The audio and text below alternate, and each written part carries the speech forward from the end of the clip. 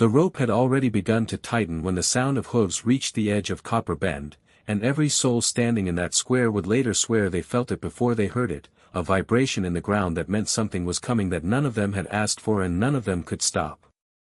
Dust rose behind him in a long gold ribbon, catching the early sun, and for one strange suspended moment the whole town seemed to hold its breath at once, as if some old instinct buried under years of silence had finally recognized the shape of a reckoning arriving on horseback.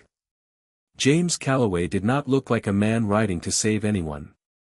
His shirt was gray with trail dust, his eyes rimmed red from 6 days without real sleep, his horse lathered and trembling beneath him from a pace no sane rider pushes an animal through unless something worse than exhaustion is waiting on the other side of stopping. He had left his life behind on the strength of a single letter, words from a brother he had not spoken to in 15 years, words that carried the particular weight of a man asking for help without knowing how to ask for it directly. He did not know that brother was already 3 months in the ground. He only knew the letter had said trouble, and trouble, to a man like James, had never once been something you waited to understand before you moved. When he crested the ridge and saw the wagon, the crossbeam, the rope, and the woman standing with her chin lifted and her hands bound, something in him went cold and clear the way it used to in another life, a life he had told himself he was finished with. Cutter's laughter rolled across the square, careless, the laughter of a man who had never once had his arithmetic questioned. 5 armed men against 1 rider caked in dust, and Cutter did not yet understand that the man in front of him had spent 12 years making exactly this kind of arithmetic fail. James spoke one sentence into that silence, quiet, unhurried, almost gentle, the way a man might mention that a storm was coming, and something in the crowd shifted, because there are certain voices that do not need volume to be believed. He gave Cutter the choice anyway, old habit, old discipline, the kind of formality a man keeps even after he has told himself he does not need it anymore. Cutter reached for the reins instead of answering. And in the half-second that followed, the whole morning tilted sideways into something the town of Copper Bend would talk about for the rest of its existence, a single shot that did not find a man but found a rope, 6 inches above a woman's neck, and a silence that broke into something between a gasp and a prayer as she dropped, alive, coughing, free. What none of them knew yet, what even James did not know as he lowered the smoking barrel and turned to face the 4 men still standing, was that the woman he had just saved was his brother's widow, and that the answer to why she had been standing on that wagon at all was about to open a door onto something far darker than a single morning in a dusty Arizona square. The 2 of them sat afterward on the tailgate of the wagon that had almost killed her, close enough that neither one had to raise their voice, far enough that the words between them still felt fragile, like something that might shatter if handled wrong. Mary Whitfield had the kind of composure that only comes from surviving something you were certain would end you, a stillness in her hands that did not match the grief moving behind her eyes, and when she finally said the words "Samuel is dead," she said them plainly, without softening them, because she had already spent 4 months learning there was no version of that sentence that hurt less no matter how it was delivered.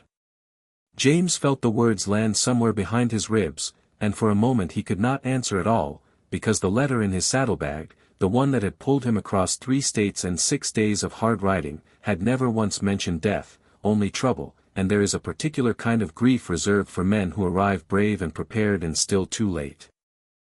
She told him the rest slowly, the way a person tells a story they have rehearsed silently 100 times in the dark, waiting for someone who would finally listen.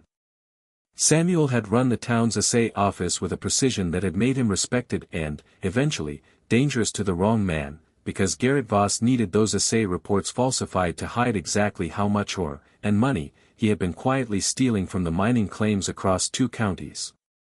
Samuel had refused. Not loudly, not with speeches, simply and completely, the way honest men refuse things they know will cost them everything. For months ago he had been found at the bottom of a ravine behind the office, and the sheriff, a man who answered to Voss the way a dog answers to the hand that feeds it, had ruled it an accident before the sun had even finished rising the next morning. Mary had known better. Everyone in town had known better.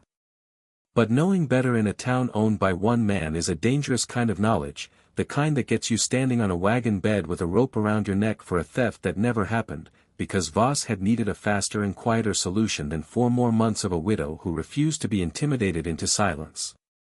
James listened to all of it standing very still in the street of the town he had left 15 years ago, feeling something old and buried begin to surface again, not rage exactly, something colder and steadier than rage, something that had once made him very good at his work and that he had spent 2 years trying to convince himself he no longer needed. He looked across the street at the assay office, at his brother's name still painted carefully in the window, and understood that the letter in his pocket had not been a request for help after all. It had been a warning, arriving 8 months too late to save the man who wrote it, but perhaps, if James moved carefully and quickly enough, not too late to save what that man had died protecting. He asked the only question his training had ever taught him to ask once the shock had passed, whether there was proof, something real, something that could not be laughed away by a bought sheriff or a frightened town.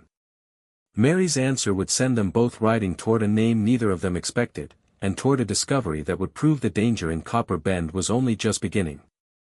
The cabin sat quiet at the end of Creek Road, with smoke long gone cold from its chimney, and James felt the wrongness of it before he was close enough to name what was wrong, a stillness that did not belong to a place where someone still lived and moved and breathed. Otis Graham had spent 30 years as the territory's assay inspector, a man whose word had once been trusted across 4 counties, respected enough, and old enough, that even Garrett Voss's long reach had never quite found the nerve to touch him directly. Samuel had trusted him with something before he died, a single name whispered like an instruction in his final conversation with Mary, delivered without explanation because Samuel had believed, correctly, that Otis would know exactly what to do with 2 years of records proving precisely how much Voss had stolen and precisely how many lies had been built to hide it. Mary had sent a boy to fetch him before dawn, before the hanging, a quiet insurance policy in case the worst happened to her too. The boy had never returned. Otis had never arrived. And now James stood in the doorway of an empty cabin, reading the room the way 12 years of dangerous work had trained him to read any room, cataloging what did not add up. Nothing broken. Nothing torn from the shelves in the violent chaos of a search. 2 cups sat on the small table, one gone cold and full, the other half finished, evidence of a conversation interrupted rather than a fight, evidence that whoever had come for Otis Graham had come calmly, had perhaps even been invited to sit, before something changed in that room and an old man was taken from the only home he had built for himself after 30 years of honest work. James crouched by the overturned chair, running his fingers along the floorboards, and Mary stood in the doorway behind him with her arms wrapped around herself, watching the last thread connecting her husband's death to any kind of justice disappear into the empty afternoon light. Somewhere out past those hills, Garrett Voss was almost certainly already deciding what came next, already calculating how much further he was willing to go to make sure 2 years of records never saw daylight, and James understood, standing in that too quiet cabin, that the fight in the square that morning had not ended anything. It had only announced to Voss exactly who he was now dealing with. Outside, the wind moved through the pines with a low unbroken sound, the kind of sound that fills a silence a man does not know how to fill himself, and James looked out toward the dark line of the mountains where a man could disappear a witness for good if he moved fast enough and cared little enough about what it cost. He turned to Mary and said only 4 words, the same 4 words that had once defined 12 years of his life before he had tried to leave them behind, "We find him first," and in her eyes he saw the flicker of something that had been missing since the morning she stood on that wagon with a rope around her neck, not relief exactly, but the first fragile shape of hope, the kind that asks a person to be brave one more time when they believe they had nothing brave left to give. If James finds Otis Graham before Voss does, justice finally has a chance in Copper Bend. If he doesn't, this story becomes something much darker. Which do you think it'll be? Drop your prediction in the comments below, hit subscribe so you don't miss what happens next, and I'll see you in the next chapter of this story.